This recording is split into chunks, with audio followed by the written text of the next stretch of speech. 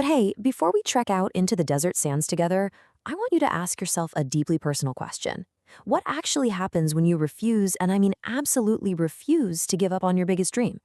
What happens when you go all in on your personal legend? Well, to get that answer, we actually need to look at the author himself first. So get this, Paulo Coelho's real-life journey, it basically started in total failure.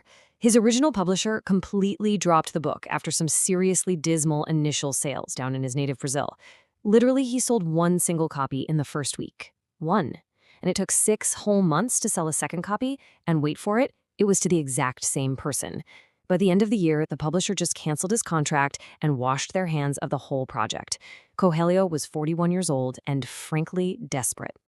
But here's the thing. Coelho didn't blink. He knew his book had heart and soul.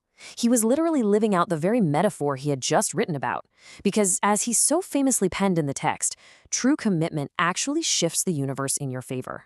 He wrote, "When you want something, the whole universe conspires to help you."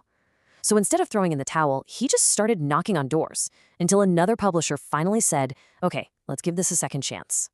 And man, did that steadfast persistence pay off organically in the real world. A failed abandoned release snowballed into a massive global phenomenon. And that's without any giant corporate marketing machine behind it. It was pure word of mouth. Then, some random American tourist finds a copy, decides to translate it, and boom, suddenly it's being championed by massive cultural icons like Madonna and Bill Clinton. It eventually spent over 300 weeks on the New York Times bestseller list. 300!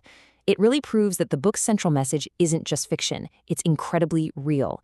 All right, Section 1, The Myth of Narcissus, a Reflection of Beauty. Let's look at how the book's prologue sets the foundation for our whole story. We've all heard the old myth of Narcissus, right? The guy who falls into a lake and drowns because he's just way too obsessed with his own reflection. But Coelho puts this wild twist on it. In his version, the lake where Narcissus drowned actually weeps for him. But not because it misses the boy, the lake cries because, as it says, "Each time he knelt beside my banks, I could see in the depths of his eyes my own beauty reflected." Wow. It's just this stunning take on inner reflection, recognizing our own worth, and how the world mirrors our own internal soul. Which brings us to Section 2, The Boy Named Santiago, A Shepherd's Quest. This beautiful idea of inner reflection is really the heartbeat of the book. Meet Santiago. He's a humble shepherd, hanging out with his flock by an abandoned church. He has this deep, almost magical bond with his sheep. He guides them, they guide him. But secretly, he's craving something bigger. Specifically, he can't stop thinking about a merchant's daughter with flowing raven hair that he met in a village the year before. Now, Santiago is an educated guy, but when the merchant's daughter asks how he learned to read, it triggers a profound realization. He tells her, "Usually I learn more from my sheep than from books." I love that. He values lived experience, observation, the simple rhythms of nature, the real physical world. He values all of that way more than rigid textbook learning. And honestly, that open-mindedness is the exact trait he needs for the massive journey he's about to go on. Okay, on to Section 3, the universal language, omens, and connections. Santiago decides to leave his flock behind and heads out across the vast desert to track down a hidden treasure he saw in a dream. Along this trek, he crosses paths with an amazing cast of characters. We're talking the old king of Salem, an Englishman desperately studying alchemy, a remarkably wise camel driver, and Fatima, a woman of the desert.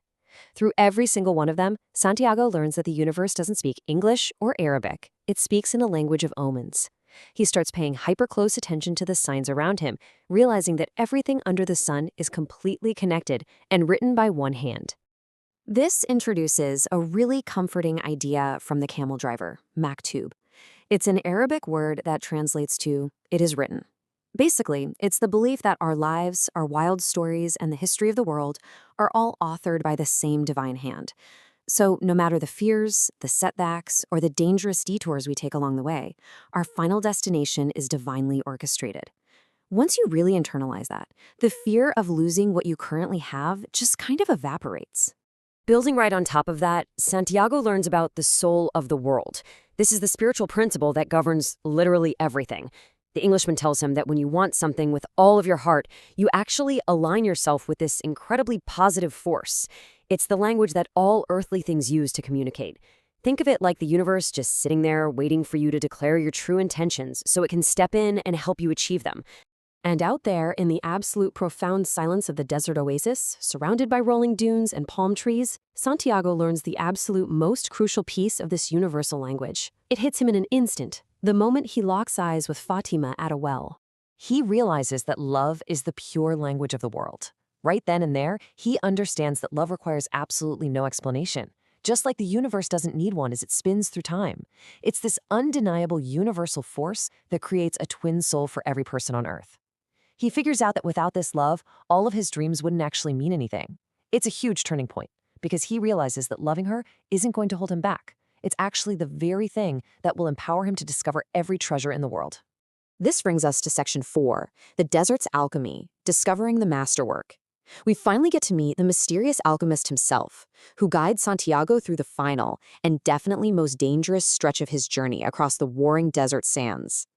And this part brilliantly highlights a massive core theme of the book, the stark difference between traditional alchemists and the true alchemist. Traditional alchemists were the guys stubbornly chasing only material wealth, right? They just wanted to heat and purify metals to make physical gold, totally missing the bigger picture.